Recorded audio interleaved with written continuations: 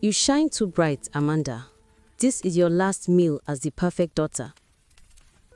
In the green valley of Umunọcha village, surrounded by palm trees and red earth roads, lived a humble farmer named Pa Okeke and his wife, Mama Chadi.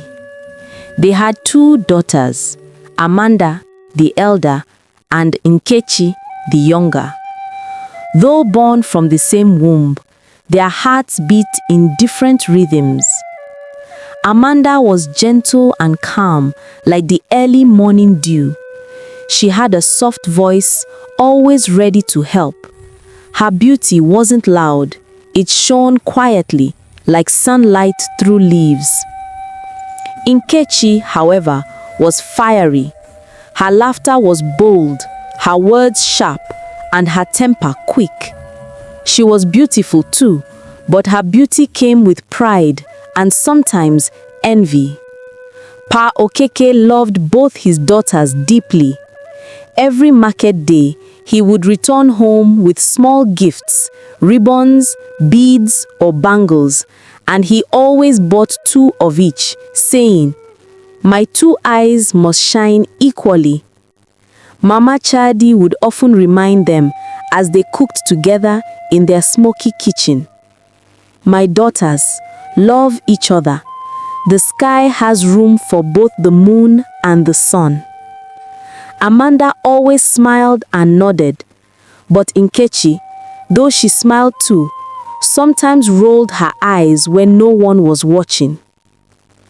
Every morning, the sisters went to the stream together, baskets on their heads, laughter echoing down the path.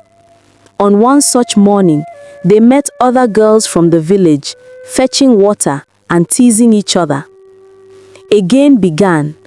Whoever balanced her calabash on her head the longest while dancing would be called Queen of the Stream. Nkechi twirled and swayed, her laughter filling the air. She won. The calabash stayed steady, even as she bent low and clapped her hands. The girls cheered. Nkechi, the Queen of the Stream.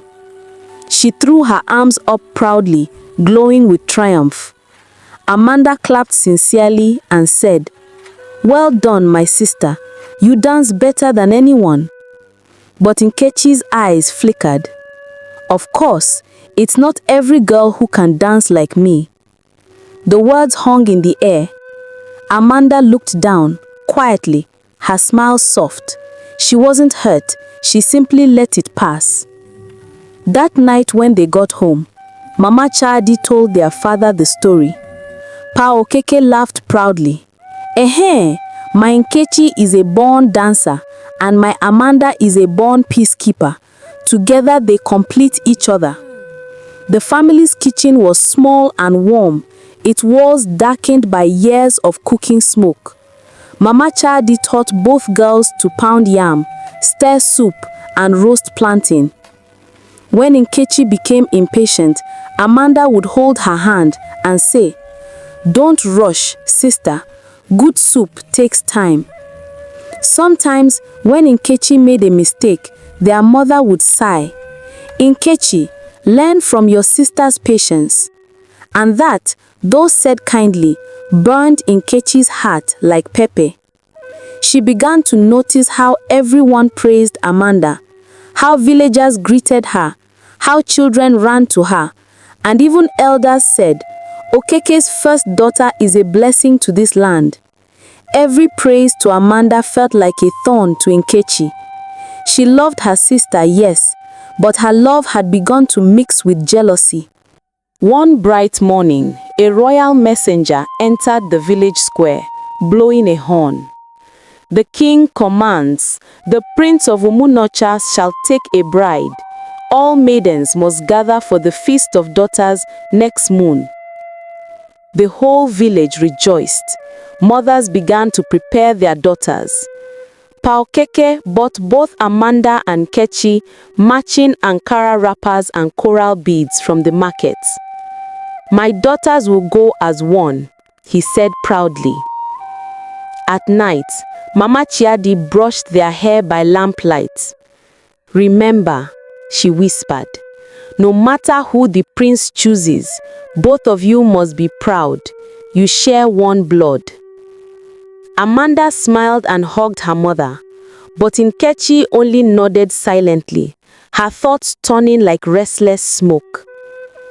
The drums shook the ground that day.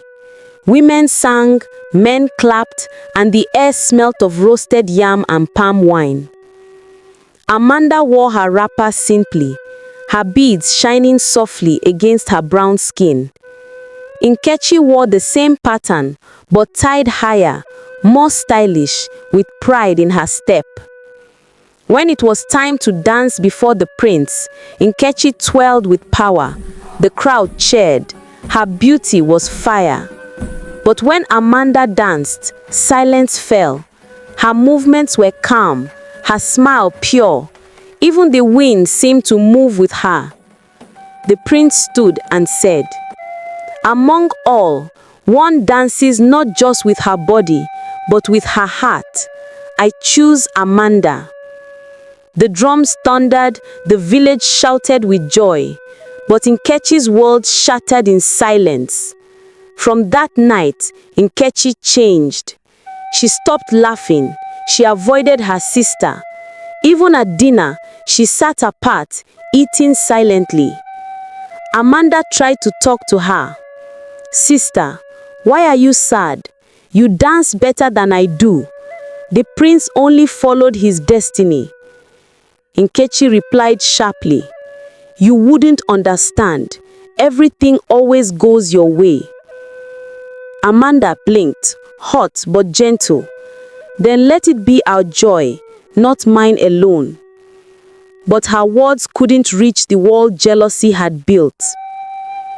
One evening, when the moon hid behind clouds, Nkechi wrapped herself in a shawl and slipped out quietly. She walked far into the forest to the hut of Dibia, Uzu, an old woman known for dark medicine. The crickets chirped, the air heavy with the smell of herbs. Dibia Uzu looked up from her fire. Nkechi Okeke, why have you come? Nkechi hesitated. I want my sister to disappear. The old woman's eyes narrowed. Disappear or die. Nkechi's lips trembled. She has taken everything, even the prince. I want my place back. The Dibia stirred her pot. What you seek will cost you dearly. Envy eats its owner. But if your heart is set, take this. She handed Nkechi a small gourd of black powder. Mix it in her food. When she eats, she will sleep forever. But remember, blood ties are strings the gods watch closely. Nkechi took it with shaking hands. I don't care. Let the gods watch. A few days later, Amanda was preparing to visit the palace. Nkechi cooked for her, pounded yam and bitter leaf soup. Sister, she said softly, eat before you go. Amanda smiled, happy that her sister seemed friendly again. Nkechi, you're kind today. Thank you. She ate, spoonful after spoonful, until suddenly she gasped and fell, clutching her chest. Nkechi froze, the spoon falling from her hand. Amanda, sister! She shook her, screaming, but Amanda's eyes rolled back. Villagers rushed in. Mama Chiadi wailed. A healer was called. He looked at Nkechi long and hard. Child, he said, you have poured poison not only in her body, but in your own soul. Yet her destiny is guarded by light. He poured sacred water on Amanda's lips, chanting words from the old tongue. A cold wind filled the room, and Amanda's eyes fluttered open. Sister, why? She whispered weakly. Nkechi fell to the ground, weeping. I was blind. I thought if you vanished, I would shine. But now I see, I've only darkened myself. The villagers wanted Nkechi banished, but Amanda raised a trembling hand. No, let her live, let her learn. A guilty heart is heavier than any punishment. Mama Chiadi knelt beside them, crying, "My daughters, see what hatred brings. Love is the only food that feeds the soul." Nkechi pressed her head against Amanda's feet, sobbing, "Forgive me, my sister." Amanda smiled faintly through her tears. "I already have." Months passed. Amanda recovered and the prince returned to visit. When he heard how she forgave her sister, he said, "Such mercy is rarer than gold. A woman who forgives is fit to be a queen." He married her in a great ceremony, and by her request, Nkechi lived in the palace gardens, planting flowers, caring for the earth, learning patience. Years later, they became known throughout the land. Amanda, the queen of light, and Nkechi, the keeper of flowers. And every mother told her daughters, "Do not envy your sister's crown. Polish your own until it shines." Moral lessons. Jealousy burns the heart that holds it. Forgiveness heals both the victim and the offender. Destiny cannot be stolen. It waits for its rightful owner. Love between siblings is a treasure that no king can buy.